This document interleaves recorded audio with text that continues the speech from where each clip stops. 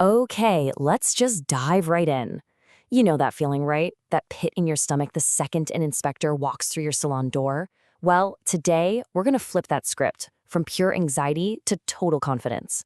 We're breaking down how to handle a beauty inspection in Kentucky, not as a scary confrontation, but as a chance to really show off your professionalism.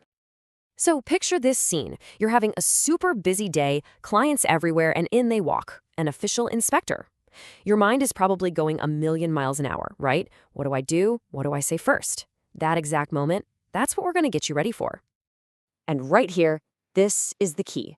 It's all about a mindset shift. The guidance we're looking at today, which comes from the Louisville Beauty Academy, is all about reframing this whole thing. This is not some kind of showdown. It's about working together lawfully and professionally. It's about compliance, not conflict. So how do you actually do that? Well, it all starts with knowing your rights. And look, these aren't rights for picking a fight. They're rights to make sure the process is fair, it's accurate, and honestly educational for everybody involved. So let's get into the 5 lawful rights you have as a licensed pro in Kentucky.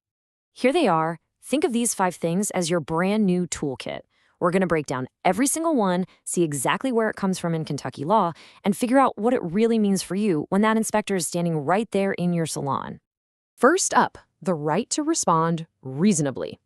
Now, this comes straight from the Kentucky Revised Statutes, and the magic words here are reasonable opportunity to respond. Believe me, that is not just some dry legal jargon. That is your official permission slip to not panic. And this is what that actually looks like. It means you can take a pause. You are legally allowed to take, say, 30 to 60 minutes to actually review what they're asking for, to go find the right records, or even look up the regulation they're talking about. And let's be super clear, this isn't you stalling. This is you being professional and making sure everything's accurate. All right, next up is a big one, the right to clarity. The law itself says that requests and rulings can be put in writing. And you know what? That is a super powerful tool for making sure everyone is on the same page. So here's the bottom line. If you are ever unsure about what an inspector is asking you to do, you can politely ask them to put it in writing. This totally gets rid of any he said, she said confusion later on. It creates a clear record that protects you, and honestly, it protects the inspector too by making everything fair and transparent. Okay, this might surprise you, but let's talk about recording. Kentucky law is really specific here. The magic words are, without the consent of at least one party. And guess what? You are one of the parties to the conversation. So you can consent for yourself. So what does that mean? It means you can absolutely 100% legally record the inspection. And again, the point here isn't to play gotcha. It's all about having a perfect record for your files, maybe even for training your staff later on how these things work. It just keeps everything transparent. Okay, right, number 4. This one is huge for taking the pressure off. The law is explicit. You have the opportunity to be represented by counsel. That means you never, ever have to feel forced into making a decision or signing something right on the spot. Think about it. Hitting pause to call your compliance expert or your lawyer, that's not being uncooperative. That's being smart. It's being diligent. It shows you take compliance seriously, and you just want to make sure everything is handled by the book. It's a total pro move. And finally, our 5th point. This one kind of flips the whole script. The law says that beauty schools have a duty to teach all the rules and regulations. And as a licensed pro, that responsibility, it trickles down to you and your team. So get this, when you ask for a moment to double-check a rule, you're not just covering your bases, you're actually doing your job. You're fulfilling your professional duty to teach and practice compliance. The inspection literally becomes a live training session for you and your staff. How cool is that? Okay, let's pause here for a second, because this table, this is basically your golden ticket. It pulls everything we just talked about into one simple chart. You've got the right, the law that backs it up, and the simple, lawful action you can take. Seriously, this is your cheat sheet.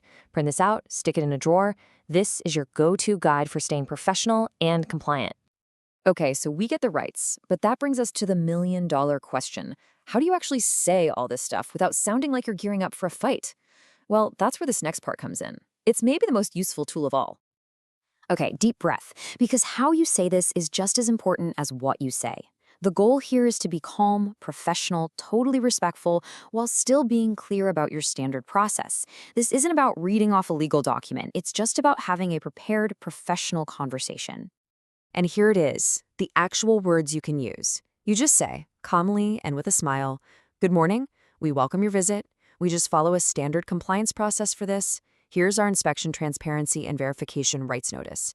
It just explains that under Kentucky law, we take about 30 to 60 minutes to review any request and verify things with our compliance team before we respond or sign anything.